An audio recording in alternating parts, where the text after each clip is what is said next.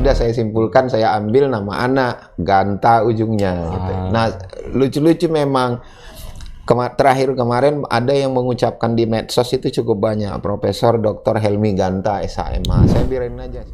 Saya lahir di dalam keluarga yang petani. Orang tua kedua-duanya dari sana.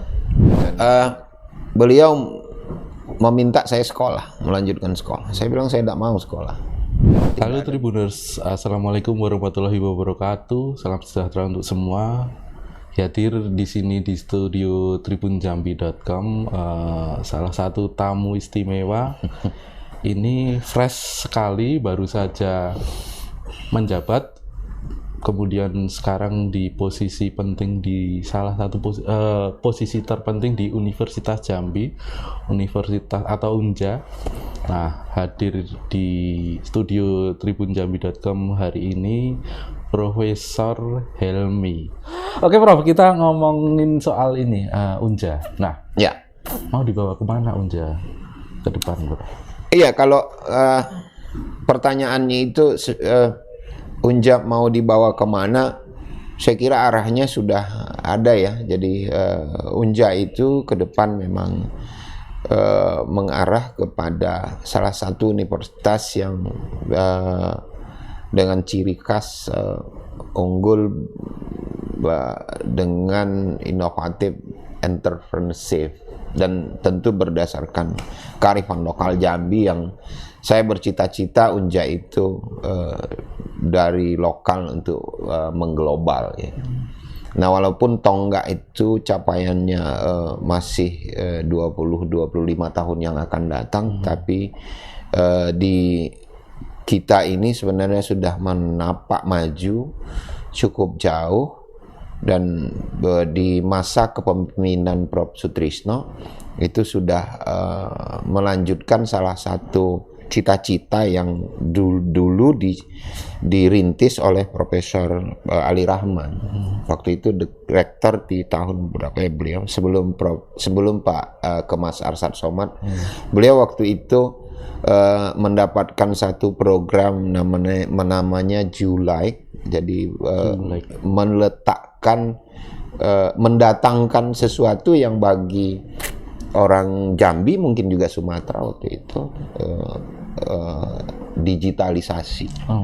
Nah, ternyata terasanya baru 10 tahun yang lalu ya. Padahal beliau itu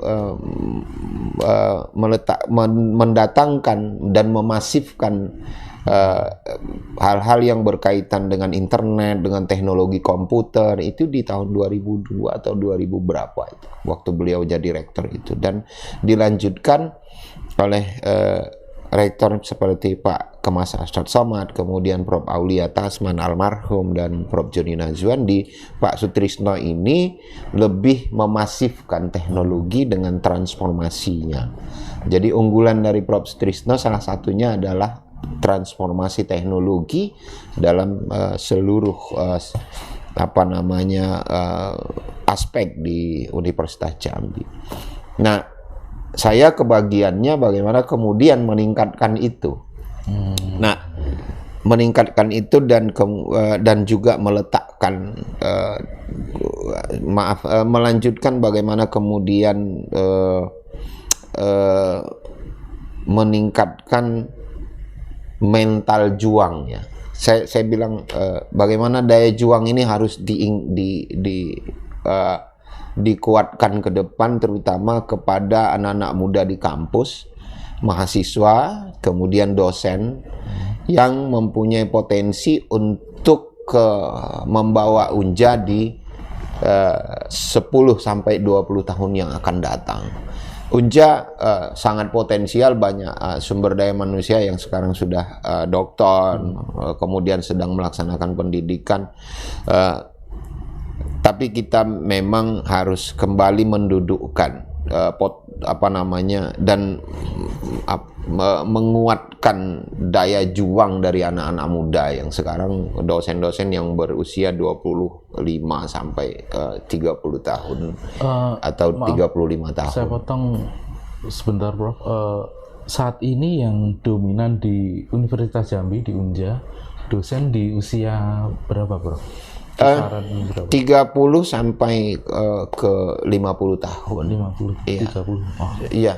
Nah, ini ya, menjadi apa aset- namanya, aset modal besar ini ya. aset, dan menurut saya masih belum begitu belum begitu dapat nilai atau mental bagaimana kemudian mempunyai daya juang yang betul-betul kuat untuk membangun Unja, dan terutama melihat Unja itu ke depan bermanfaat atau tidak bagi masyarakat. Bagaimana manfaat si Unja ini ke depan untuk masyarakat gitu, dan sebaliknya masyarakat bagaimana kontribusinya untuk Unja gitu. Jadi saling berkontribusi. Nah, selama ini misalnya yang saya lihat ya, kita melihat masyarakat ini bermanfaat ya untuk Unja.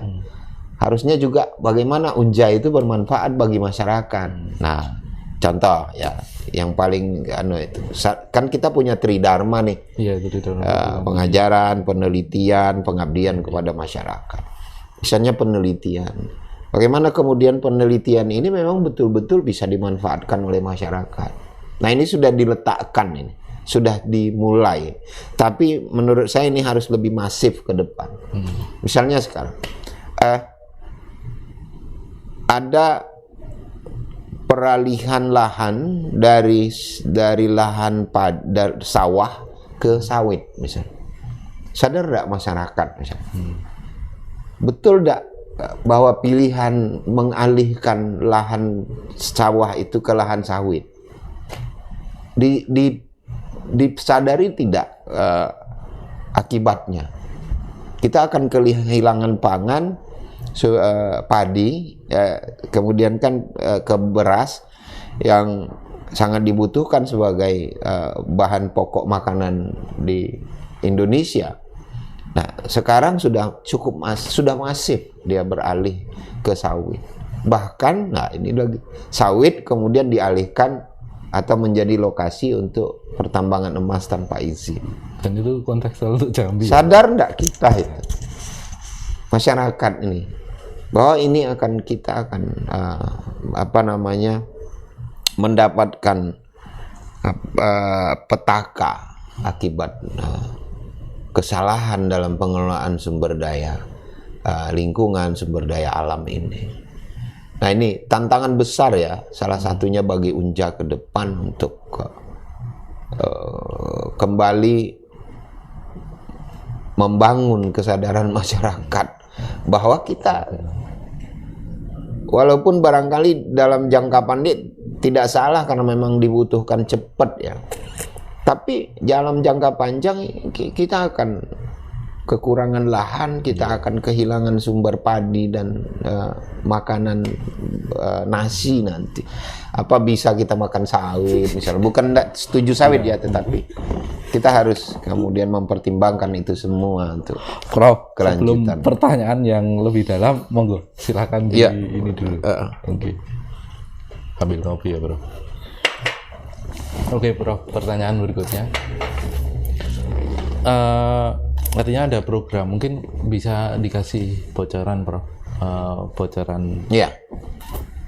Mungkin satu aja lah program Profesor nanti ke depan, mungkin selama satu periode kepemimpinan Profesor Helmi nanti.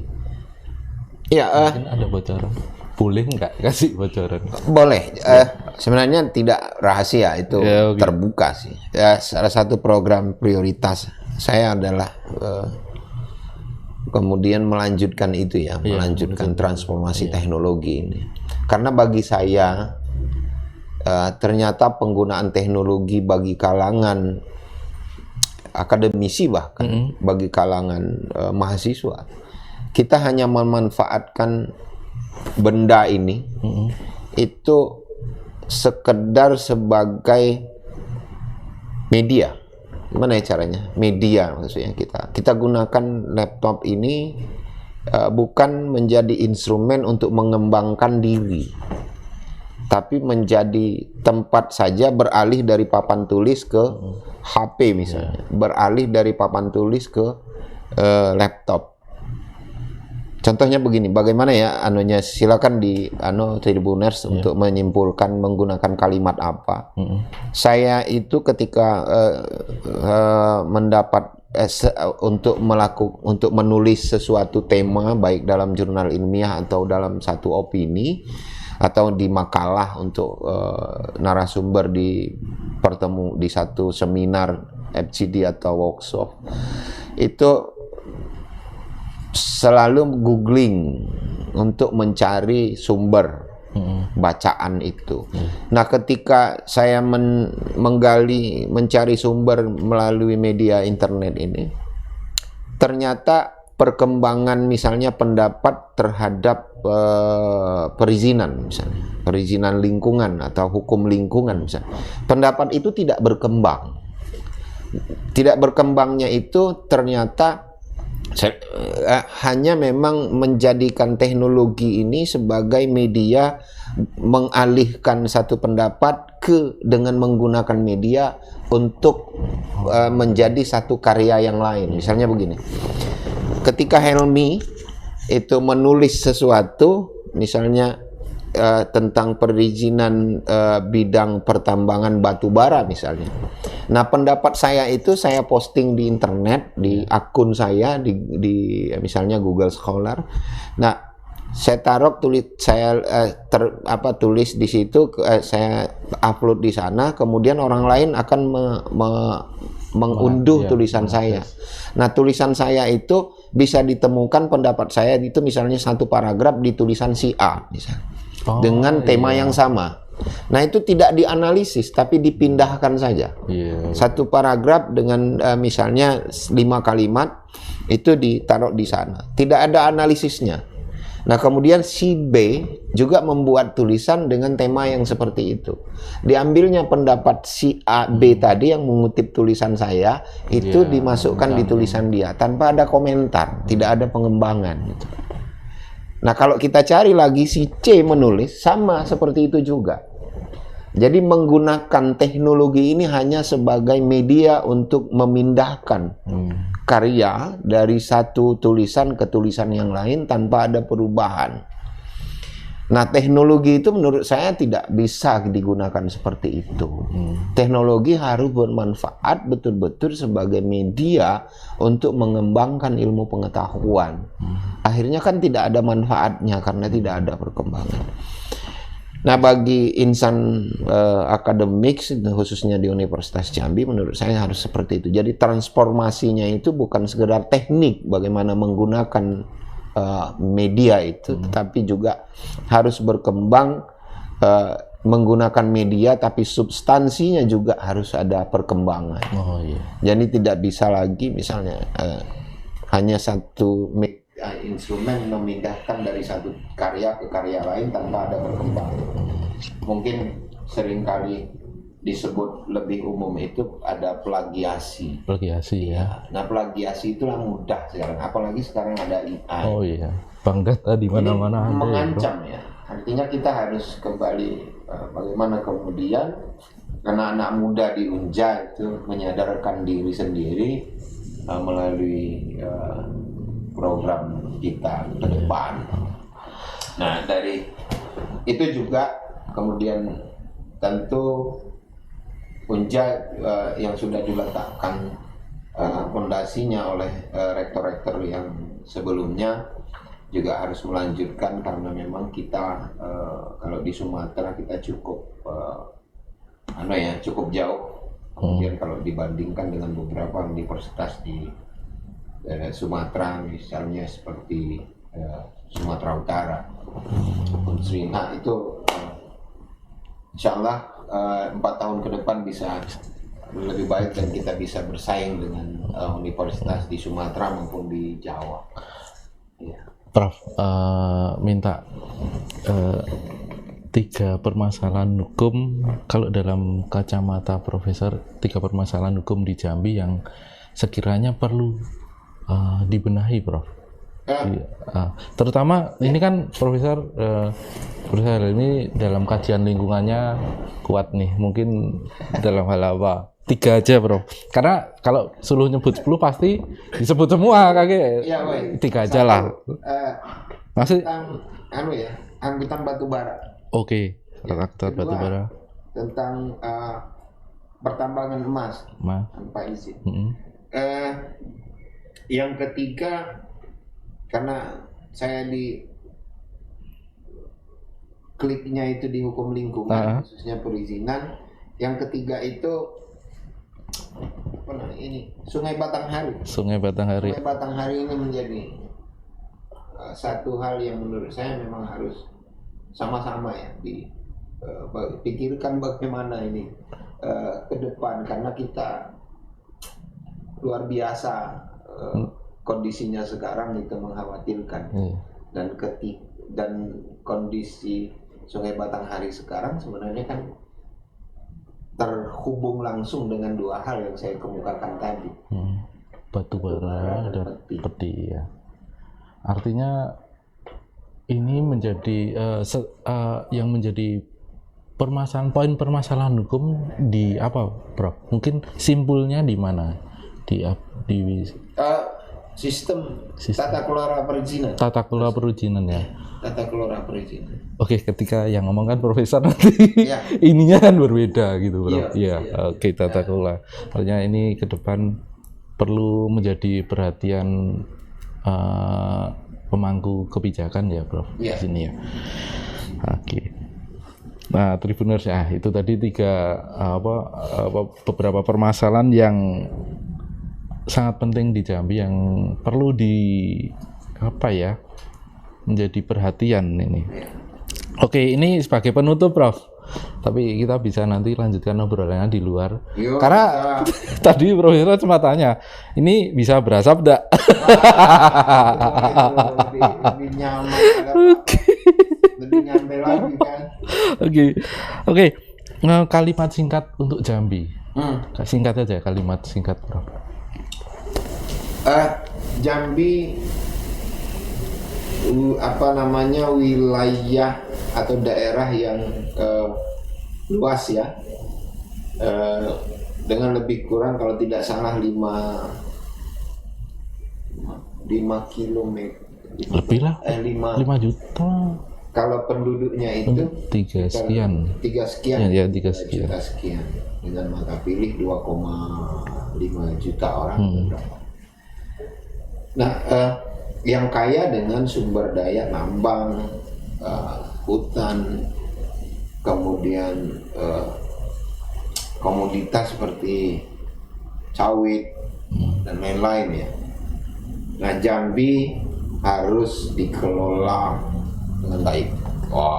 Harus dikelola dengan keseimbangan mengelola sumber daya Jambi itu dengan keseimbangan memperhitungkan kesejahteraan masyarakat, dan jangan lupa satu lagi lingkungan. Jadi lingkungan sampai sekarang terabaikan. Saya selalu menyampaikan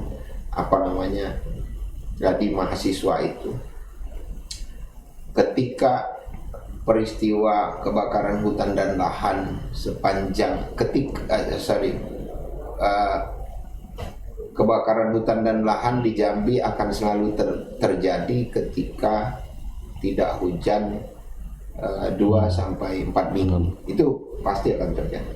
Mengapa? Karena memang salah urusnya dan salah mindsetnya dalam menanggulanginya dengan pendekatan asap dan api. Sesungguhnya penyebabnya bukan sekedar asap dan api, tapi penyebabnya itu tata kelola tadi. Kalau paradigmanya untuk menanggulangi kebakaran hutan dan lahan, bagaimana cara memadamkan api dan menanggulangi dampak dari kebakaran itu, maka tidak akan pernah hilang kebakaran hutan dan lahan itu. Karena kebakaran hutan dan lahan itu akibat perbuatan manusia. Tapi penyebab dari kebakaran itu bukan sekedar api datang kemudian membuat lahan itu terbakar, tapi karena tata kelola yang tidak baik, tata kelola izin yang tidak baik. Oleh karena itu menurut saya pendekatannya bukan sekedar bagaimana menyiapkan pasukan pemadam api atau menyiapkan sumur-sumur untuk penyediaan air, tetapi bagaimana kemudian tata kelola itu. Kalau memang tidak boleh membuka lahan di penyebabnya karena ada pembukaan lahan dengan cara membakar, ya larang orang membuka lahan dengan cara membakar. Kalau memang tidak boleh ada izin di lahan gambut, ya jangan keluarkan izin di lahan gambut. Itu sebabnya. Nah, ketika kan tidak apa-apa lagi kita keluarkan izin di lahan gambut pada musim hujan, karena kan tidak ada kebakaran dikeluarkan. Tapi ketika terjadi kebakaran, terjadi musim panas, kemudian terjadi kebakaran, harusnya kan diatasi nih. Tidak boleh dikeluarkan izin itu di lahan gambut. Nah, kenapa? Karena lahan gambut itu sensitif terhadap kekeringan dan api.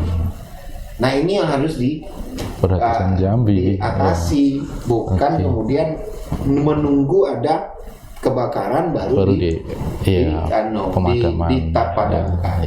Sehingga kebakaran itu dianggap memang semata-mata persoalannya karena ada api. Tidak begitu. Ya akhirnya memang setiap tahun selalu terjadi kebakaran itu. Karena paradigma asap dan api.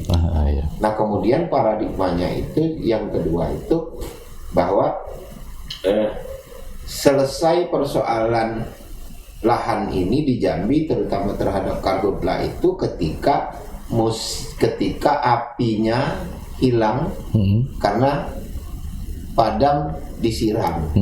Padahal tidak pernah padam kalau digabut kan. Jadi yang memadamkan itu karena Allah Subhanahu Wa Taala. Hujan ya. Nah, persoalan kebakaran hutan dan lahan selesai ketika sudah padam dan hujan tiba. Seperti sekarang dianggap selesai, tapi belum.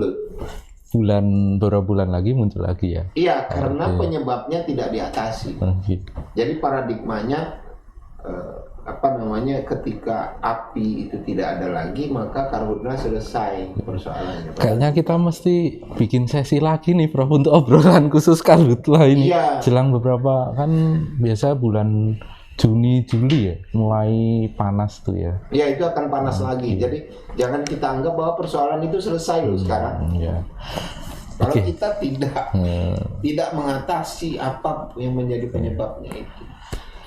Oke, Tribuners, demikian perbincangan kita dengan Profesor Helmi, Rektor dari Universitas Jambi.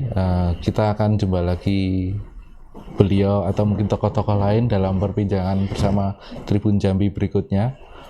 Silakan, Prof, sapa ini kita berpisah. Baik, terima kasih Tribuners. Mudah-mudahan dengan dukungan semua saya bisa melaksanakan tugas ini dengan baik. Untuk ke Jambi tentu lebih baik lagi ke depan, untuk Indonesia lebih baik lagi ke depan, untuk anak muda lebih baik lagi ke depan. Demikian, terima kasih, salam sejahtera untuk kita semua. Assalamualaikum warahmatullahi wabarakatuh.